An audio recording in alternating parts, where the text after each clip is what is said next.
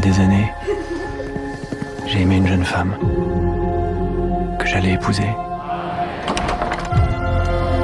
Je porte ici un mandat d'arrêt pour le dénommé Edmond Dantès.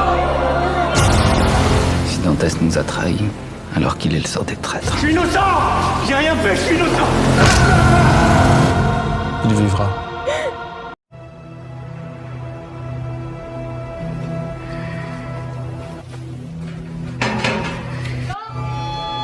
Vivant!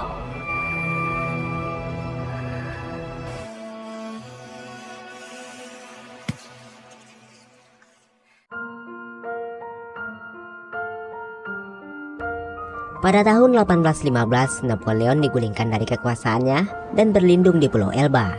Sementara semua orang yang mendukung Napoleon ditangkap dan dihukum mati.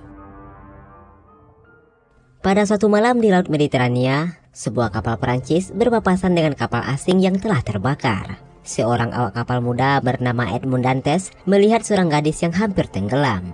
Tanpa pikir panjang, ia pun terjun ke laut untuk menyelamatkan gadis tersebut.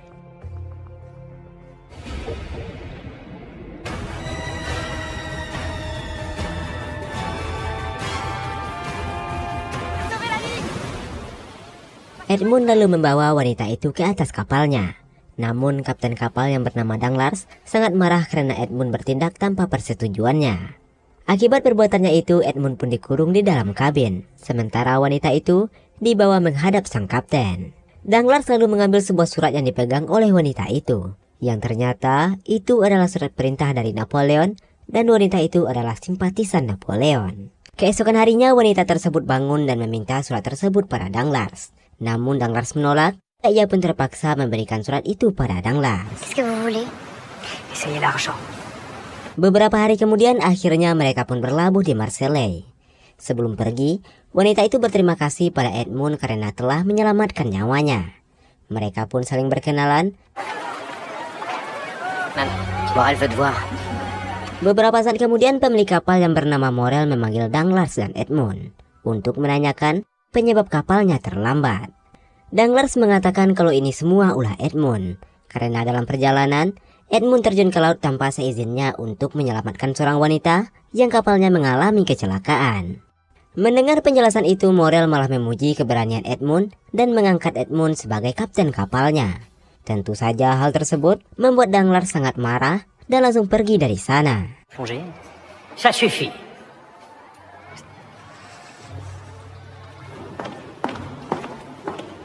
Edmond lalu mendatangi kekasihnya, sementara Edmond hanyalah seorang anak pelayan.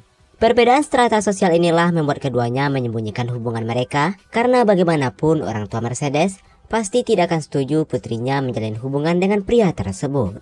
Namun setelah menjadi kapten kapal baru, keduanya berencana untuk memberitahukan hubungan mereka dan akan menikah dalam waktu dekat. Setelah itu Edmond pulang untuk memberikan kabar bahagia ini pada ayahnya yang bernama Louis, yang bekerja pada keluarga bangsawan Morcerf. Louis yang sangat bahagia menyuruh Edmond untuk berterima kasih pada keluarga Morcerf karena telah membiayai sekolahnya di kelautan. Keesokan harinya Edmond menemui keluarga Morcerf. Sebagai apresiasi, keluarga ini merayakan momen bahagia itu di halaman belakang rumah. Salah satu putra keluarga Morcerf yang bernama Fernand mengucapkan selamat pada Edmond. Fernand dan Edmond tumbuh bersama sehingga sudah seperti saudara sendiri. Tidak lama kemudian Mercedes yang ternyata sepupunya Fernand juga datang ke sana. Setelah perayaan, Mercedes dan Edmond mengajak Fernand berlayar. Di sana mereka pun berterus terang mengenai hubungan mereka. Saat mendengar keduanya telah menjalin hubungan, membuat raut wajah Fernand seketika berubah. Ternyata diam-diam ia juga mencintai Mercedes. Fernand sempat menanyakan apakah ibu Mercedes mengetahui hubungan mereka. Mercedes mengatakan kalau selama ini ibunya tak pernah menolak permintaannya. Singkat cerita, Edmond dan Mercedes pun akhirnya melangsungkan pernikahan di sebuah gereja. Saat itu, Fernand tak bisa menyembunyikan wajah kesedihan dan kecemburuannya. Sebelum upacara pernikahan berlangsung, tiba-tiba Edmond dijemput polisi dan segera dibawa ke pengadilan. Attends, il y a forcément une explication maintenant, monsieur. Di perjalanan ia melihat banyak warga yang dihukum gantung. Mereka adalah orang-orang yang diduga bersekongkol dengan Napoleon. Dugaan ini terjadi setelah seseorang melaporkan Edmund dengan bukti surat dari Napoleon yang ditemukan di buku harian Edmund. Melihat surat tersebut, Edmund terheran karena ia sama sekali tak mengetahui apapun tentang surat tersebut, dan ia juga tidak terlibat dengan Napoleon. Villefort meminta Edmund untuk mengingat kembali apakah ia memiliki musuh. Diangkat sebagai kapten muda dan menikah dengan wanita cantik tentu akan membuat banyak orang yang iri. Edmund mengatakan kalau ia tak pernah punya musuh. Jikapun ada, kemungkinan orang tersebut adalah kapten kapal yang baru saja dipecat dari jabatannya. Edmund juga menambahkan saat pelayaran terakhirnya, ia menyelamatkan seorang wanita yang bernama Angeli yang kapalnya mengalami kecelakaan. Mendengar nama Angeli, tiba-tiba raut wajah Villefort berubah seolah sedang menyembunyikan sesuatu. Tidak lama kemudian Villefort memanggil 2 orang saksi untuk dimintai keterangan. Samaan Fernand yang merupakan seorang kapten militer menyusul ke sana dan berdiskusi dengan Villefort. Villefort mengatakan dari kesaksian 2 orang tadi, Edmund adalah antek-antek Napoleon. Villefort meminta Fernand untuk membuat keputusan apakah mereka harus membebaskan Edmund atau memenjarakannya. Fernand yang sebenarnya dilema bercampur rasa iri dan cemburu, akhirnya memberikan kesaksian palsu bahwa Edmund benar bersekongkol dengan Napoleon. Akibat dari kesaksiannya itu, Edmund pun akhirnya ditahan.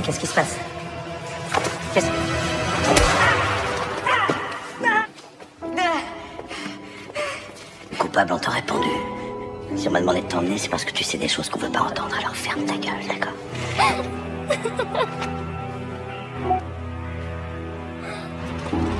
Setelah menjatuhkan hukuman pada Edmund, Villefort menemui selingkuhannya yang Angeli sangat marah mendengar Edmund yang tak bersalah diberi hukuman mati. Villefort beralasan kalau yang ia lakukan itu untuk melindungi Angeli dan nama baik keluarganya. Angeli yang merasa berutang nyawa berniat untuk menyerahkan diri agar Edmund terbebas dari hukuman. Mendengar hal itu, Villefort sangat marah dan langsung mencekik Angeli.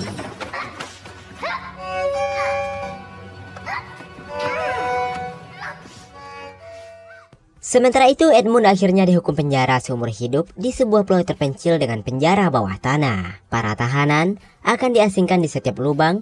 Setiap harinya seorang sipir akan berkeliling untuk memastikan apakah tahanan tersebut masih hidup atau tidak. Kemudian mereka akan diberi makan seadanya. Tidak terasa 4 tahun pun telah berlalu.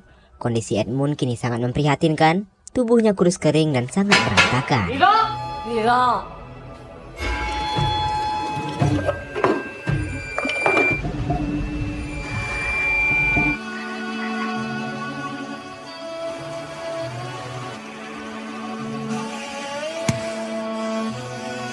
Suatu hari Edmund mendengar suara di balik dinding penjara dan tiba-tiba salah satu batu bergerak. Edmund yang penasaran pun mencongkel batu itu menggunakan sendok dan ternyata ada orang di balik tembok itu.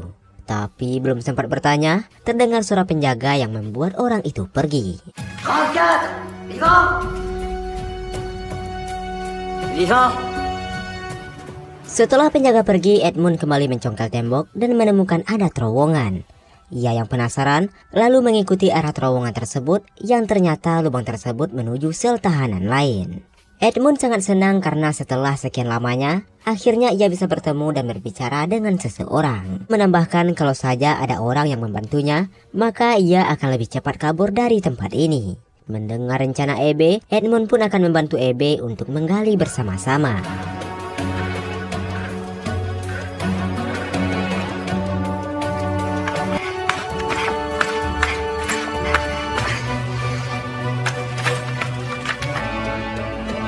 Semenjak saat itu mereka berdua terus menggali agar bisa kabur dari sana.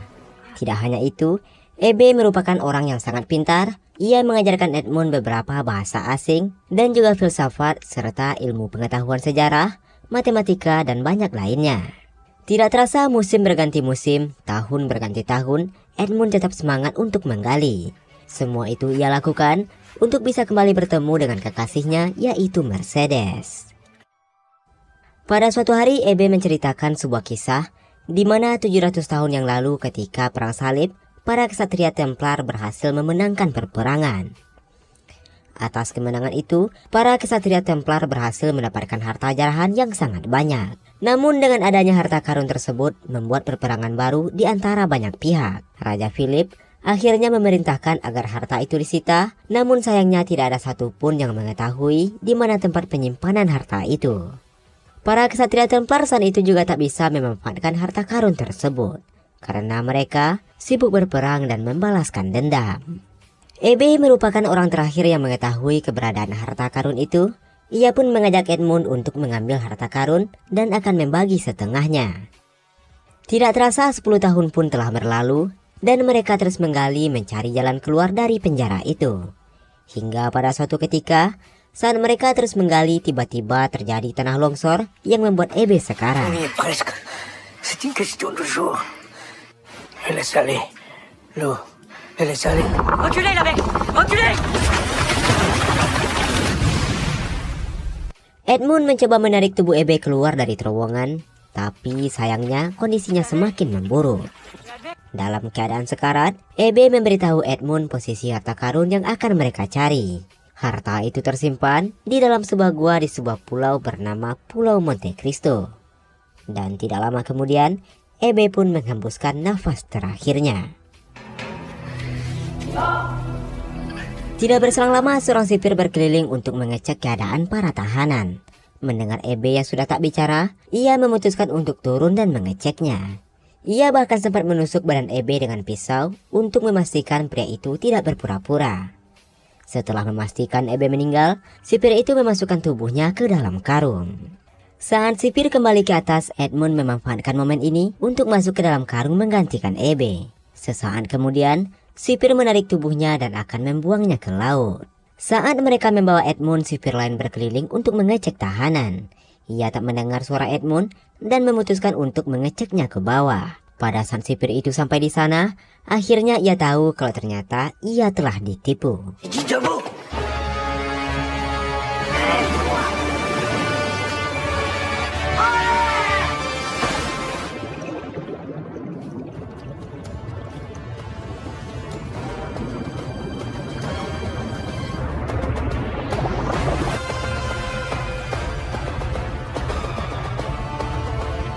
Setelah terbebas, Edmund segera pergi ke kediaman keluarga Morcerf untuk menemui ayahnya dan juga Mercedes. Sesampainya di sana, ia malah mendapat berita yang sangat mengejutkan. Ayahnya telah meninggal setelah mendengar putranya yang bersalah dan dihukum mati. Sementara Mercedes telah menikah dengan Fernand dan mereka telah memiliki seorang putra dan pindah ke Italia. Hal ini pun membuat Edmund sangat hancur. Ia tak menyangka akan menjadi On l'a seperti enterré, ini. ce pauvre Louis. Il s'est laissé mourir de faim à la mort de son fils. Non, c'est pas possible. Je suis désolée. Et Mercedes. Mercedes. Ils ne sont pas venus. Ils habitent à Paris depuis la naissance de leur fils. Tidak ingin bersedih terlalu lama, Edmund memutuskan untuk segera berangkat ke Pulau Monte Cristo dengan menggunakan kapal yang ia curi di pantai. Sesampainya di sana, Edmund mendaki sebuah bukit dan menemukan sebuah patung. Sesuai petunjuk dari Abe, ia pun meraba kepala patung tersebut dan menemukan sebuah pintu masuk rahasia. Ia pun terus masuk ke dalam, hingga pada akhirnya ia menemukan harta karun peninggalan kesatria Templar.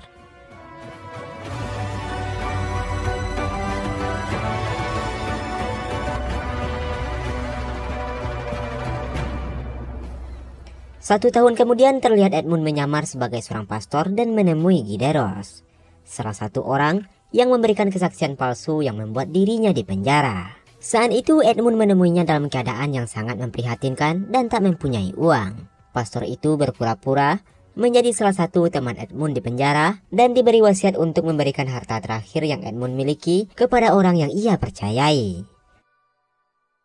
Mendengar hal tersebut, Gideros merasa tak pantas menerimanya dan segera ingin pergi dari sana.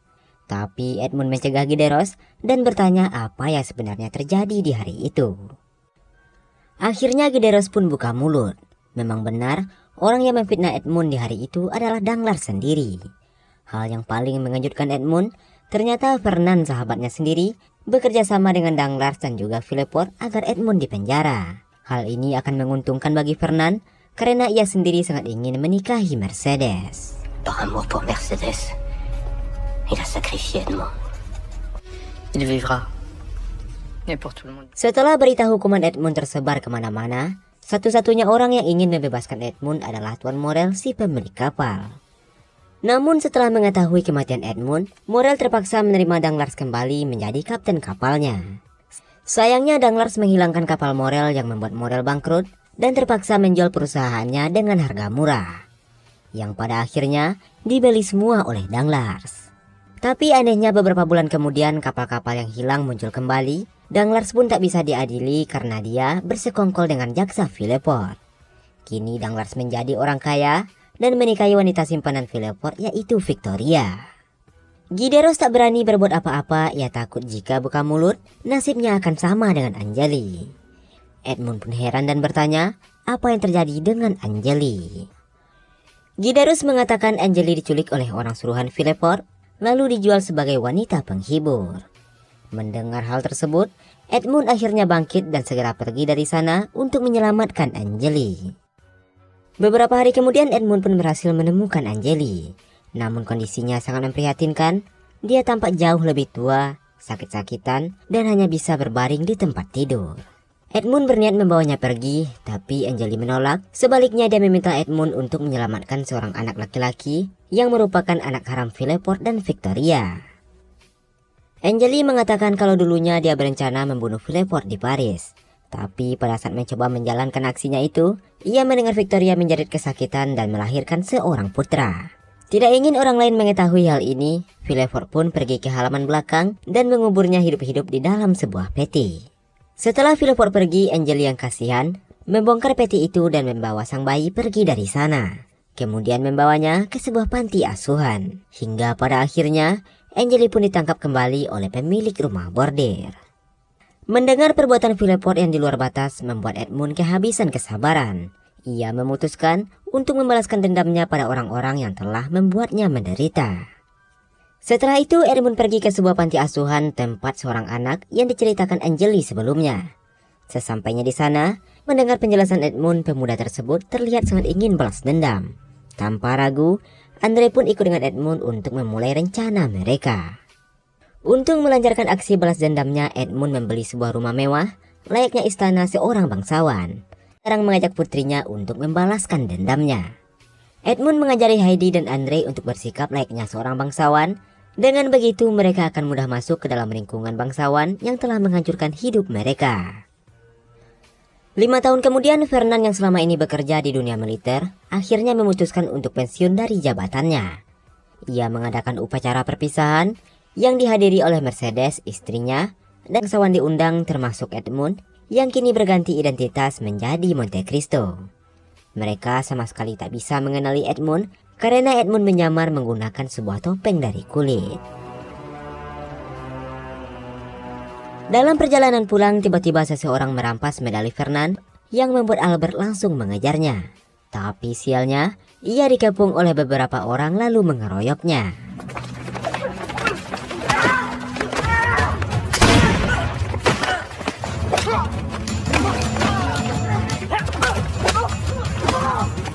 Beruntungnya Edmund datang membantu Albert dan mengeroyok para penjahat. Tapi tiba-tiba Andre muncul lalu memukul Albert hingga pingsan. Ternyata ini semua adalah bagian dari rencana Edmund. Ia membayar preman untuk menyerang Albert, lalu ia datang seolah-olah menjadi pahlawan yang menyelamatkannya. Ia sengaja melakukan itu agar lebih mudah masuk ke kehidupan keluarganya. Keesokan harinya, seperti yang diharapkan Edmund, Fernand dan Albert datang mengucapkan terima kasih. Edmund mengajak mereka berkeliling dan melihat koleksi pistolnya. Bahkan mereka juga sempat memamerkan keahlian menembak satu sama lain.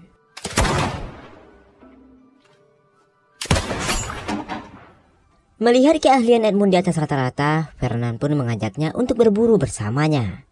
Tidak lama kemudian, Fernand berpamitan untuk pulang dan meninggalkan Albert yang masih ingin melihat koleksi senjata Edmund. Saat berkeliling, Albert melihat seorang wanita muda yang sedang bernyanyi sambil memainkan alat musik. Awalnya Albert mengira kalau wanita tersebut adalah istri Edmund. Namun Edmund mengatakan kalau wanita itu adalah putri baptisnya yang bernama Heidi. Albert yang tertarik dengan Heidi meminta Edmund untuk memperkenalkannya. Awalnya Edmund menolak karena Heidi bukanlah wanita yang mudah untuk didekati karena ia memiliki trauma masa lalu. Namun Albert tetap memaksa hingga akhirnya Edmund pun memanggil Heidi untuk memperkenalkannya. Yang ternyata ini juga menjadi bagian rencana mereka. Mereka sengaja membuat Albert jatuh cinta dengan Heidi agar bisa menghancurkannya dengan mudah.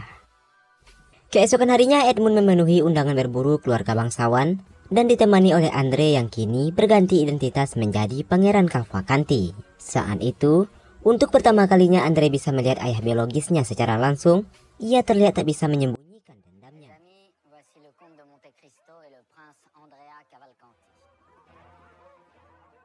Singkat cerita, perburuan pun dimulai. Mereka menyusuri hutan dengan kuda dan menargetkan seekor rusa. Tidak lama kemudian, terdengar suara tembakan yang menjadi penanda rusa tersebut berhasil didapatkan. Danglars meminta Edmund menusuk rusa tersebut dengan sebuah pisau. Namun Edmund menolak dengan alasan kalau ia tak bisa melakukan pembunuhan lagi kecuali saat darurat. Karena Edmund menolak, akhirnya ia memberikan pisau tersebut pada Andre. Andre segera menusuk rusa tersebut sekaligus menatap mata ayahnya dengan tatapan tajam.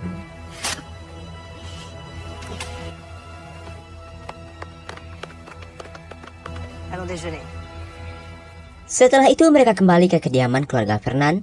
Tanpa pikir panjang, Albert mengenalkan Edmund yang ia kenal dengan nama de Monte Cristo pada ibunya. Ketika mendengar suara pria tersebut, tiba-tiba ibunya terhentak seolah mengenal pria itu. Dengan perasaan bercampur aduk, ia pun pergi dari sana untuk menenangkan diri. Melihat ada yang tak beres dengan ibunya, Albert mengejarnya dan bertanya apa yang terjadi. Ibunya pun bertanya balik dengan nada curiga apa yang putranya ketahui tentang pria itu. Albert meminta ibunya agar tak perlu khawatir karena pria itu adalah orang baik yang telah menyelamatkannya. Hingga pada akhirnya, ibunya pun terdiam dan tak bisa berkata-kata. Pertemuan Edmund dengan Mercedes di hari itu ternyata membuat Edmund kembali teringat dengan masa lalunya. Hal ini malah membuatnya tak bisa tidur dan terbayang sepanjang malam. Heidi mengatakan kalau Mercedes selama ini tak begitu sedih setelah kepergiannya, itu terlihat dari mata Mercedes. Heidi juga menambahkan Mercedes akan kembali merasakan sakit setelah kehilangan suaminya. Je pensais que le chagrin l'aurait peut-être changé. Sementara itu, Heidi yang semakin sering bertemu dengan Albert, Heidi yang menyadari Albert benar-benar mencintainya, membuat Heidi semakin lama semakin berubah.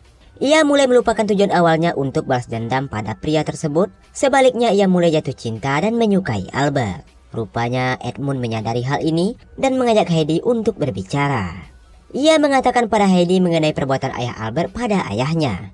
Namun Heidi malah mengatakan kalau Edmund tak perlu mengingatkan kejadian itu dan ia tahu apa yang sedang ia lakukan. Beberapa hari kemudian Edmund mengajak para bangsawan untuk makan malam di rumah yang baru dibelinya. Yang ternyata rumah itu adalah tempat Villefort mengubur bayinya hidup-hidup. Saat makan malam, Edmund menceritakan rumor tentang rumah tersebut, yang mana dulunya sepasang bangsawan mengubur bayi mereka hidup-hidup di halaman belakang rumah. Pada saat mendengar cerita itu, Villefort dan Victoria terlihat sangat panik, namun Danglars yang tak mengetahui apa-apa malah tertarik untuk mendengarkan cerita tersebut. Edmund mengatakan kalau ia menemukan sebuah peti yang terkubur di belakang rumah. Berhubung semua orang ada di sana, Edmund mengajak mereka untuk menggali peti itu. Saat mereka menggali tanah dan menemukan sebuah peti, Villefort dan Victoria sangat takut jika isinya adalah tulang belulang bayi mereka.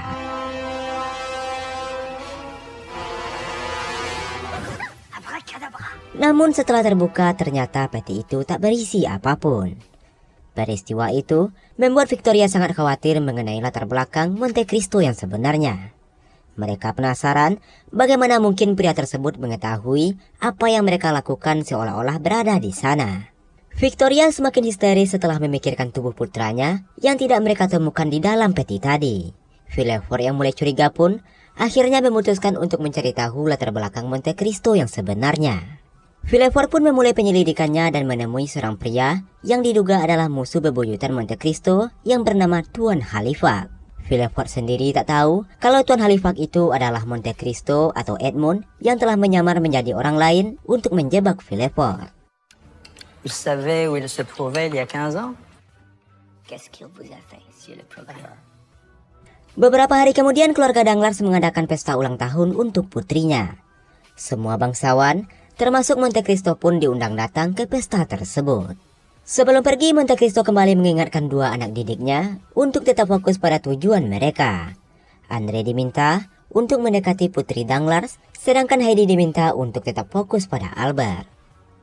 Sesampainya di sana, kedua anak didiknya pun mendekati target dan mengajak mereka berdansa. Di saat yang sama ternyata Mercedes juga datang ke sana. Monte Cristo mencoba untuk mendekatinya dan bergabung bersama mereka. Sesaat setelah itu keduanya menjauhi kerumunan. Mercedes yang masih penasaran dengan latar belakang Monte Cristo mencoba untuk mengulik masa lalunya. Monte Cristo mengatakan kalau dulunya ia pernah jatuh cinta pada seorang gadis dan gadis itu berjanji akan setia sampai liang kubur. Namun sayangnya gadis itu malah menikah dengan orang lain. Votre main tremble. Voyager seul? Il y a des années, j'ai aimé une jeune femme. J'ai cru qu'elle m'aimerait assez pour m'attendre. Mais quand je suis revenue, elle était mariée. Merasa seolah-olah gadis itu adalah dirinya, Mercedes bertanya apakah Monte Cristo telah memaafkan gadis tersebut. Monte Cristo menjawab kalau ia hanya memaafkan orang yang meminta maaf. Beberapa hari kemudian sebuah koran milik Halifax menerbitkan sebuah berita kalau kapal Danglars yang ada di pelabuhan telah hilang dicuri. Akibat berita tersebut membuat sahamnya turun drastis yang membuat Danglars sangat panik. Tidak lama kemudian Fernand datang dan mengatakan kalau ia mendapat informasi dari teman militernya bahwa semua kapal milik Danglars masih berada di pelabuhan. Yang ini artinya koran Halifax telah menyebarkan berita palsu. Villefort menyarankan pada Danglars untuk menuntut Halifax karena pencemaran nama baik. Namun Danglars mempunyai ide lain. Ia berniat membeli sahamnya terlebih dulu karena harganya sedang murah. Nanti setelah harganya naik, ia bisa menjualnya dengan harga mahal. Setelah itu barulah dia akan menuntut Halifax.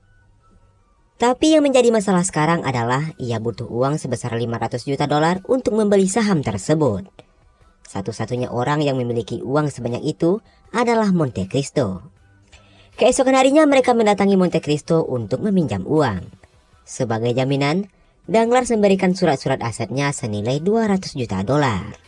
Namun Monte Cristo menolak untuk menerima jaminan itu. Ia bersedia memberikan pinjaman tanpa bunga dan jaminan karena ia juga membenci Halifax. Tapi Danglars tetap memaksa Monte Cristo untuk menerima jaminan itu sebagai tanda persahabatan. Danglars juga berjanji akan mengembalikan uang itu dalam waktu 1 minggu. 1 minggu kemudian persidangan pun digelar. Danglars menuntut Halifax atas pencemaran nama baik. Tapi sayangnya Tuan Halifax tak menghadiri sidang tersebut dan hanya mengirimkan perwakilan. Yang membuat semua orang terkejut, ternyata Andre lah yang mewakili Halifax. Je demande au représentant de Monsieur Halifax de se faire connaître s'il est présent. Qu'est-ce que vous faites? C'est pas encore fini, là. Je suis le représentant de Lord Halifax. Andre pun bersaksi bahwa Halifax menerbitkan berita yang benar, bahwa semua kapal Danglars telah dicuri. Ternyata beberapa hari sebelumnya Edmund yang menyamar sebagai seorang pastor kembali mendatangi Gideros dan memintanya untuk mencuri kapal Danglars di hari persidangan berlangsung. Dengan demikian, kesaksian Andre benar adanya. Setelah itu Andre pun mengungkapkan identitasnya yang sebenarnya. Ia merupakan anak haram jaksa Villefort dan gundiknya yaitu Victoria yang dilahirkan pada tahun 1815. Awalnya mereka tak percaya hingga pada akhirnya Andre mengeluarkan bekas kain yang digunakan untuk membungkusnya di malam itu. Ia juga meminta ibunya bersaksi di depan hakim. C'est ici, à Paris, que j'ai enfin retrouvé la trace de mon... Je suis le bâtard d'un aristocrate français de sa maison. Il m'a enveloppé dans un linge et m'a enterré vivant. Mon père, le procureur de Villefort. C'est une calomnie. Je vous poursuivrai, Monsieur Caval. Merasa dirinya terpojok dan tak bisa membela diri, Villefort pun memutuskan untuk pergi. Namun Andre yang terlanjur dendam pada ayahnya tak bisa menahan diri hingga akhirnya di tengah keramaian, Andre menusuk leher ayahnya dari belakang. Pourquoi ne m'as-tu pas dit la vérité? Je me voulais comme gendre, mais cela ne se peut pas puisque ta mère est également la mienne. Comte! Je vais avoir besoin d'un délai pour vous. La seule chose qui vous reste, ce sont les vêtements que vous portez. Tout ce qui était à vous est à moi, désormais.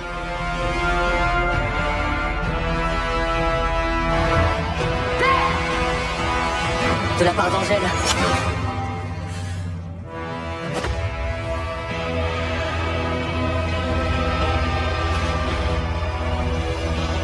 Sesaat setelah itu, seseorang menembak Andre hingga akhirnya Andre pun dinyatakan meninggal dunia.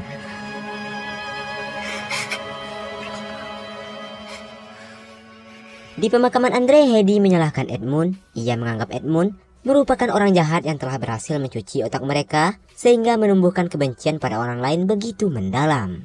Namun Edmund membela diri dan mengatakan kalau apa yang terjadi saat ini murni kesalahan Andre sendiri. Ia terlalu gegabah dan tak bisa bersabar. Heidi yang dilema mengenai hubungannya dengan Albert pun merasa sangat terpukul. Tak ingin sesuatu yang buruk terjadi pada Albert, Heidi mengirimkan surat dan meminta Albert untuk menjauhinya. Namun Albert yang sudah terlanjur cinta tak mau mendengarkan isi surat itu dan segera mendatangi Heidi. Rupanya Mercedes menemukan surat tersebut dan ternyata kecurigaannya mengenai identitas Monte Cristo ternyata benar. Sesampainya di sana, Albert segera mengajak Heidi untuk kabur. Tidak lama kemudian, Monte Cristo datang dan mencegah mereka. Bahkan, ia juga ingin mengungkapkan identitas Heidi yang sebenarnya. Sebelum Monte Cristo berbicara, Heidi mencegahnya dan mengatakan yang sebenarnya, bahwa yang membunuh ayah Heidi adalah ayah Albert, yaitu Fernand. Tujuan mereka yang sebenarnya adalah untuk membalas dendam. Merasa dirinya telah dimanipulasi, Albert tak bisa menahan amarah dan menantang Monte Cristo untuk duel tembak. Pada saat Monte Cristo sedang mempersiapkan pistolnya, tiba-tiba Mercedes datang dan memanggilnya sebagai Edmund. Edmond, tu ne tueras pas mon fils. Je t'ai reconnu à la seconde où je t'ai vu. Je ne connais personne de ce nom. Awalnya Monte Cristo masih tetap berpura-pura tak mengenal nama itu. Hingga akhirnya Mercedes mengaku kalau ia menyadari pria yang ada di depannya ini adalah Edmund, mantan kekasihnya. Edmund pun mengungkapkan kekecewaannya pada Mercedes. Ia juga memberikan surat kesaksian Fernand yang membuat dirinya berakhir di penjara bawah tanah dan dinyatakan tewas. Melihat surat tersebut, Mercedes sangat kecewa pada Fernand. Mercedes yang merasakan apa yang dirasakan Edmund akhirnya mempersilahkan Edmund untuk membalaskan dendamnya pada orang yang bersalah. Tapi jangan pada putranya, yaitu Albert. Pourquoi m'a-t-on donné pour mort? Pourquoi? Regarde, Mercedes. Je l'ignore. Keesokan harinya duel tembak pun dimulai. Albert yang dipenuhi ketakutan tetap mencoba melawan meskipun tangannya gemetar.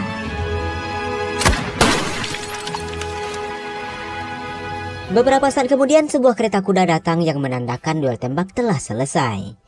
Saat melihat Edmund yang keluar dari kereta itu, membuat Heidi tak bisa menahan kesedihannya. Tapi beberapa saat kemudian, Albert juga keluar dari kereta itu yang membuat Heidi langsung memeluknya. Yang ternyata saat duel menembak, Edmund sengaja tak menembak Albert. Ia tak ingin Heidi merasakan kesedihan, kehilangan orang yang dicintainya sama seperti dirinya dulu.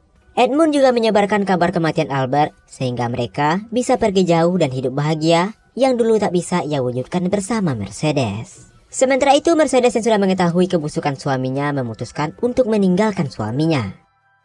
Merasa kalau ini adalah ulah Edmund yang menyamar sebagai Monte Cristo, akhirnya Fernand pergi menemui Edmund di rumahnya. Sesampainya di sana, ia melihat Edmund yang kini menunjukkan wajah aslinya. Edmond, montre-toi! Je t'attendais. Il n'est jamais trop tard. Edmund pun mengungkapkan kebenciannya pada Fernand yang telah mengkhianatinya. Sesaat kemudian, Fernand pun menyerang Edmund dengan pedangnya hingga akhirnya pertarungan di antara keduanya dimulai.